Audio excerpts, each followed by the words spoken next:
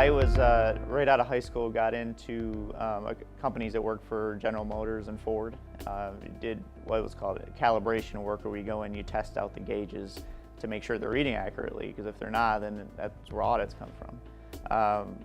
In recalls, I didn't like it so much, and this was back in 2001 and 2, when you could kind of see the downward turn of the auto industry.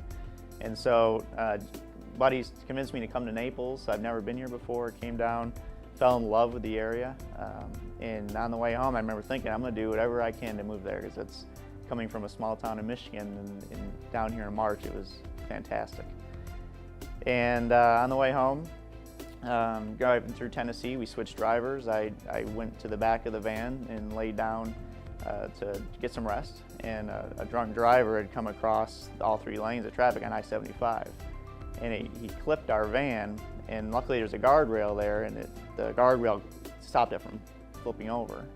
Well, because I was laying next to the window, it blew out, and I fell out onto 75 and went underneath the van, and just headlights going back and forth, and stood up there, didn't get hit luckily, and looked around and didn't feel any pain. But the only thing I had on was a pair of shorts, and so I lost about 75% of the skin on my body to road rash.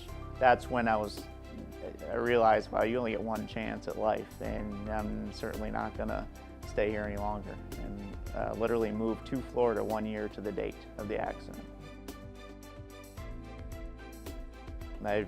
For the last 7 months, I have a notebook next to my bed, so I don't forget things. So the ideas are constantly coming. I just called my business partner this morning and said, I got another one.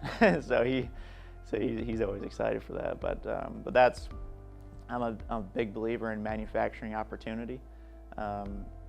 If you manufacture opportunity, luck is right there.